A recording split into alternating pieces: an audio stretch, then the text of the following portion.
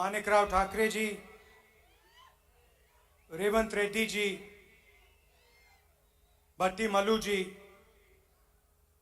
प्रियंका जी, उत्तम रेड्डी जी, मधु याक्षी जी, कोमट रेड्डी जी, श्रीधर बाबू जी, सीतक्का जी, बलराम नायक जी, उद्धम विराया जी, स्टेज पे कांग्रेस पार्टी के वरिष्ठ नेता, भाइयों और बहनों, प्यारे कार्यकर्ताओं, प्रेस के हमारे मित्रों, आप सबका यहां बहुत बहुत स्वागत, नमस्कार। కాంగ్రెస్ పార్టీ సీనియర్ నాయకులు, అక్కలు, చెల్లెళ్ళు, అన్నలు, తమ్ముళ్ళు, కాంగ్రెస్ కార్యకర్తలు, మీడియా మిత్రులకి అందరికీ నా నమస్కారం। आज मुझे यहां आकर बहुत खुशी हुई। जैसे मेरी बहन ने कहा, शायद इतना सुंदर मंदिर मैंने पहले नहीं देखा। నేను ఈ రోజు రావడం ఎంతో సంతోషిస్తున్నాను। మా చెల్లెలు ఇప్పుడు చెప్పినట్టుగా ఇంత సుందరమైన రామప్ప గుడి చూసి నేను చాలా ఆనందిస్తున్నాను।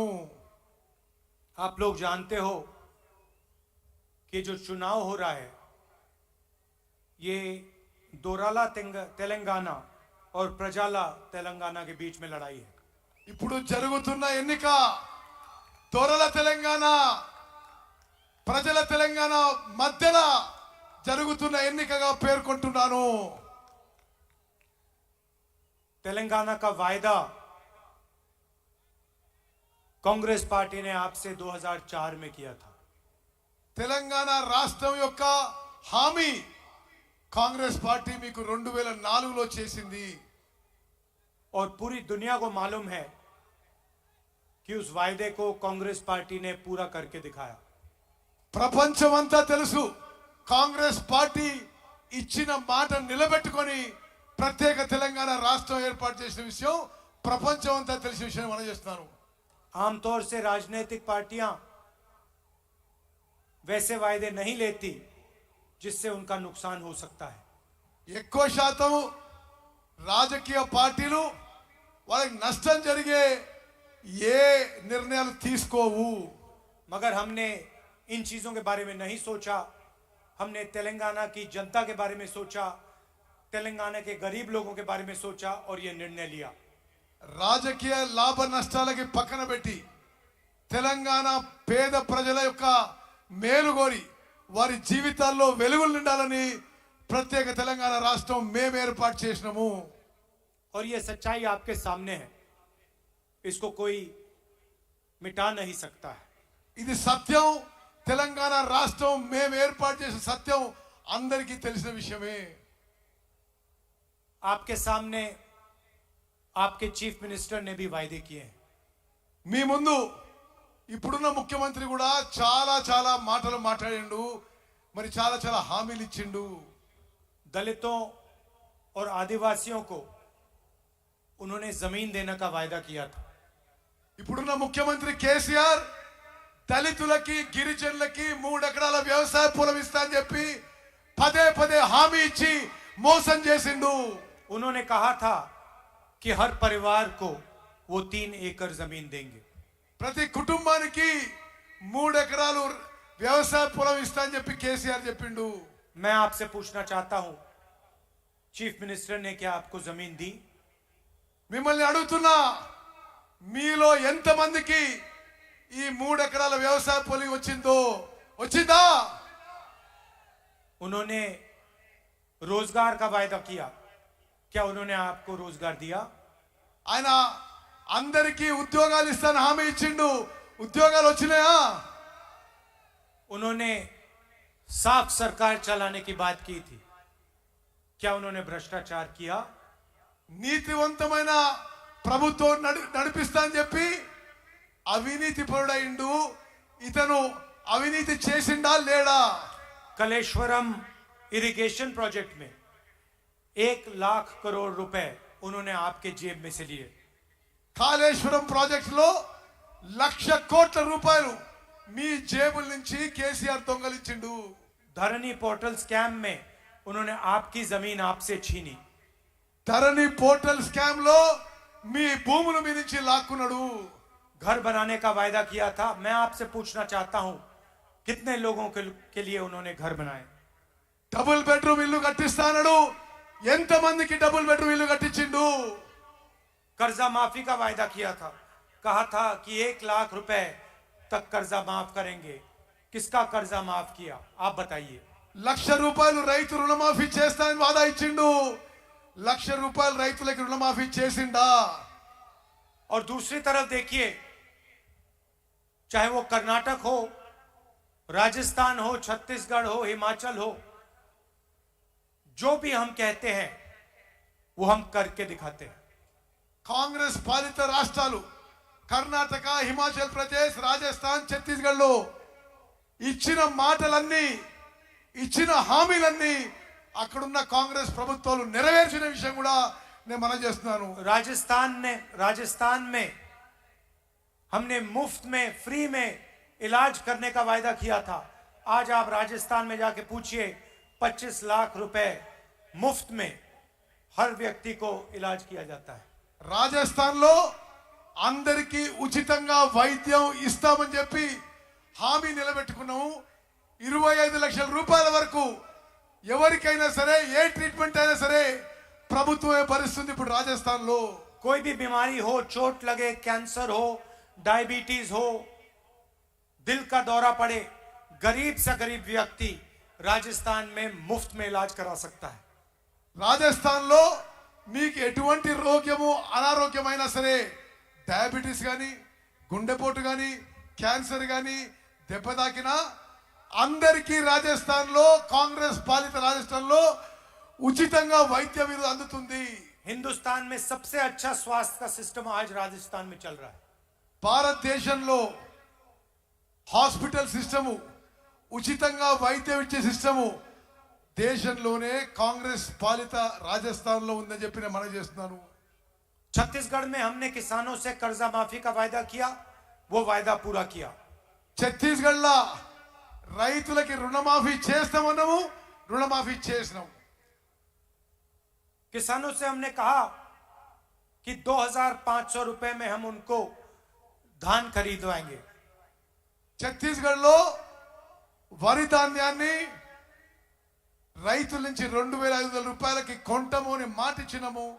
ఆ మాట మేరకు ఛత్తీస్గఢ్ లో వరి ధాన్యాన్ని 2,500 రూపాయలకు కొనుగోలు చేస్తున్నాము. आज देश में धान के लिए सबसे ज्यादा पैसा छत्तीसगढ़ के किसानों को मिलता है। మొత్తం భారతదేశంలో వరి ధాన్యం కొనుగోలు ధర, ఎక్కువ ధర ఛత్తీస్గఢ్ లో కాంగ్రెస్ ప్రభుత్వం ఇస్తుంది చెప్పి మనం చేస్తున్నాను. कर्नाटक में हमने 5 गारंटी का वायदा किया। पहले दिन हमारी कैबिनेट ने वो गारंटी पूरी कर दी। కర్ణాటకలో 5 గ్యారెంటీలు ఇచ్చినాము. మొదటి రోజే మా కేబినెట్ 5 గ్యారెంటీలు అమలు తీసుకొచ్చింది. कर्नाटक में जाइए, कर्नाटक में महिलाएं बस का पैसा नहीं देती हैं, मुफ्त में घूमती हैं। కర్ణాటక పోయి చూడండి, ఆర్టీసీ బస్సుల్లో మహిళలు ఉచితంగా ప్రయాణం చేస్తారు. हर महीने कर्नाटक के किसानों के बैंक अकाउंट में, कर्नाटक के महिलाओं के बैंक अकाउंट में पैसा आता है। ప్రతి నెల మహిళలు రైతుల బ్యాంక్ అకౌంట్ లో నేరుగా పైసలు వస్తున్నాయి. तो जो हम कहते हैं हम करके दिखाते हैं। మేము ఏ మాట ఇచ్చినా నిలబెట్టుకుంటామని చెప్పి నేను మరోమారు మనం చేస్తున్నా. आदिवासी इलाका है, सबसे जरूरी बात आपकी जमीन की है। ఇది ఆదివాసీ ప్రాంతం, అన్నిటికంటే ముఖ్యమైనది మీ భూముల విషయం. इससे शायद जरूरी कोई बात नहीं है। దీనికంటే ముఖ్యమైనది మరొక అంశం లేదు. और मैं आपको इस स्टेज से कह रहा हूं, जो आपकी जमीन है, जो आपका हक है, वो हम आपको गारंटी करके वापस देंगे। నేను ఈ వేదిక నుంచి మీకు మాటిస్తున్నా, మీ భూములు, మీ హక్కులు మీకు వాపస్ ఇస్తామని చెప్పి నేను మీకు మాటిస్తున్నా. पोडू लैंड, पोडू जमीन और जो असाइंड जमीन है, जो आपकी है, जो आपका हक है, वो उसको हम पूरा करके दिखाएंगे। పోడు భూముల విషయంలో అసైన్డ్ భూముల విషయంలో మీకు న్యాయం చేస్తామని చెప్పి నేను ఈ వేదిక నుంచి మీకు మాటిస్తున్నా. आप याद रखिए, जब हमारी दिल्ली में सरकार थी, हम ट्राइबल बिल लाए थे, पैसा बिल लाए थे आपके लिए. మేము ఢిల్లీలో అధికారంలో ఉన్నప్పుడు tribal bill, forest rights act మేమే తీసుకొచ్చిన చెప్పి మనం చేస్తున్నాను. आपकी जमीन का हक, जल का हक, जंगल का हक हमने आपको दिया था. మీకు మీ భూముల హక్కు, మీ నీళ్ల హక్కు అన్ని కూడా మేమిచ్చినామని చెప్పి నేను మనం చేస్తున్నాను. जो हमने कहा हमने करा. మేము ఏ మాట ఇచ్చినామో మాట నిలబెట్టుకున్నాము. और जो आज मैंने कहा है उसको हम पूरा करके दिखाएंगे. ఈ రోజు నేను ఇచ్చే మాట నిలబెట్టుకుంటామని చెప్పి నేను మనం చేస్తున్నాను. तेलंगाना के लिए हमने और भी गारंटीज दी हैं. తెలంగాణ కోసం మరికొన్ని గ్యారంటీస్ ఇస్తున్నాము. महालक्ष्मी 2500 रुपए हर महीने महिलाओं को. మహాలక్ష్మి పథకం తీసుకొచ్చి ప్రతి మహిళకి నెలకి 2500 రూపాయలు ఇవ్వబోతున్నాము. 500 रुपए का गैस सिलेंडर. 500 రూపాయలకి గ్యాస్ సిలిండర్ ఇవ్వబోతున్నాము. राइतू भरोसा 15,000 हर साल प्रति एकड़. రైతు భరోసా కింద ప్రతి సంవత్సరం ప్రతి ఎకరాకి 15,000 రూపాయలు ఇవ్వబోతున్నాము. और 12,000 रुपए मजदूरों को. భూమి లేని రైతు కూలీలకి ప్రతి సంవత్సరం 12,000 రూపాయలు ఇవ్వబోతున్నాము. गृह ज्योति स्कीम जिसमें हम 200 यूनिट बिजली के मुफ्त में देंगे. గృహ జ్యోతి అనే పథకం కింద అందరి కరెంటు బిల్లుల్లో 200 యూనిట్ విద్యుత్ యూనిట్లు ఉచితంగా ఇవ్వబోతున్నాము. इंद्रम्मा इंड्लू स्कीम 5 लाख रुपए घर बनाने के लिए. ఇందిరమ్మ పథకం కింద అందరికి 5 లక్షల రూపాయలు ఇవ్వబోతున్నాము. और जिन्होंने तेलंगाना की लड़ाई में भाग लिया, जिन्होंने अपना खून पसीना दिया, उनके लिए 250 स्क्वायर यार्ड का घर. ఎవరైతే తెలంగాణ ఉద్యమంలో భాగస్వామ్యం అయినరో వాళ్ళకి ఇంటి స్థలం కింద 250 గజాలు ఇవ్వబోతుందని చెప్పి నేను మనం చేస్తున్నాను. चेवता स्कीम में 4,000 रुपए महीने हमारे बुजुर्ग लोगों के लिए. పెన్షన్ పెంచి అందరికి 4,000 రూపాయలు పెన్షన్ ఇవ్వబోతున్నాము. और युवा विकासम में 5 लाख रुपए असिस्टेंट्स स्टूडेंट्स को कॉलेज फीस के लिए. యువకులకు యువతులకు నిరుద్యోగులకి 5 లక్షల రూపాయలు ఆర్థిక సాయం చేయబోతున్నాము. और आखिरी बात मैं यहां कहना चाहता हूं, आपका यहां हर साल त्योहार होता है, इसको हम नेशनल त्योहार घोषित करेंगे.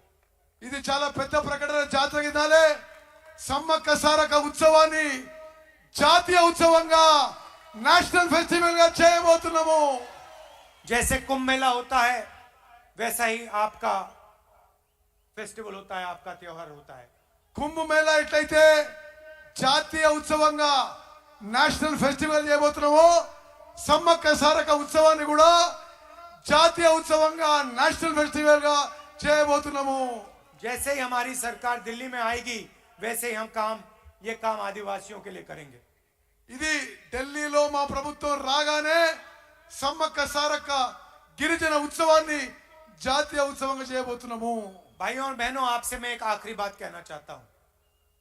చివరి మాట, तेलंगाना में बीआरएस और कांग्रेस पार्टी के बीच में चुनाव हो रहा है. తెలంగాణలో బిఆర్ఎస్ కి కాంగ్రెస్ మధ్యలో ఎన్నికలు జరుగుతుంది. बीजेपी को हमने परे कर दिया है, हरा दिया है.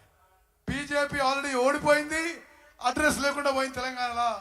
मगर एक बात याद रखिए, बीजेपी चाहती है कि बीआरएस तेलंगाना में जीते.